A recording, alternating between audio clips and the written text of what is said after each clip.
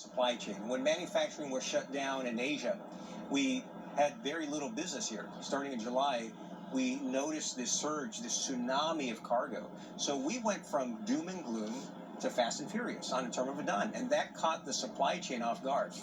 When the economy began showing signs of improvement, consumer demand, online shopping already thriving, grew as well. The Port of Los Angeles is averaging around 900,000 containers per month, projecting 10.8 million this year, a 17% increase from 2020, with no signs of incoming ships slowing down. But even if they are lucky enough to get into the port, they sit and wait in this cargo campground. You've been here for a month? Yes. Long time. It's taking 3 times longer to clear vessels at the ports compared to before the pandemic. And the Long Beach port is already working 24/7. Start to order now. Matt Schrapp, CEO of the Harbor Trucking Association, says working 24/7 won't solve everything. The challenges is space on the one hand, and then enough vessels capacity that's available to move those containers back to their point of origin. Backlogged empty containers contributing to a shortage around the world, dramatically increasing the cost of shipping. From China to the U.S., roughly $1,300 to more than $16,000. What took an average of 41 days now takes 75. Adding to strained operations at the ports, there's labor shortages at every step in the supply chain, from the longshoremen to warehouse workers to what could be the most dire, a need for tens of thousands of truck drivers nationwide. We've had a worker shortage on truck drivers now long before we had record-breaking cargo.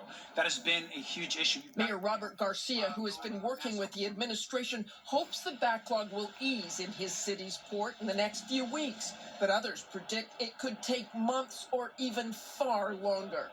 The best estimates that I've heard, this could be something that will be well into next Christmas, to be honest with you.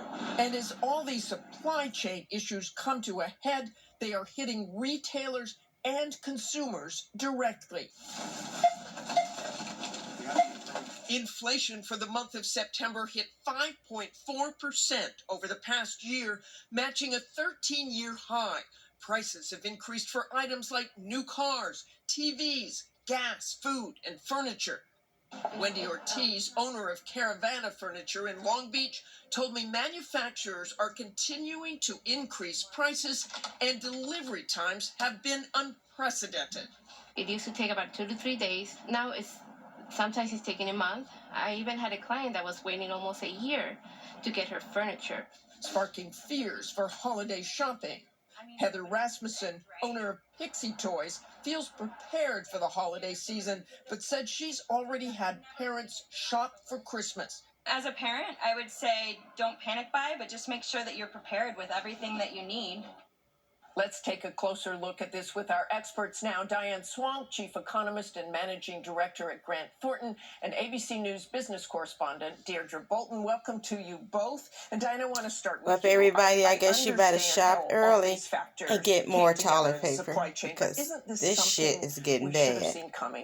You know, it's really hard. There's no roadmap for opening up a global economy all at once. And it was much easier to turn the lights out on the economy, the global economy, than ramp up factories and turn things back on. We had a demand surge, and then we had all these glitches that got exacerbated by the pandemic itself. And people keep forgetting that we're still in a global pandemic.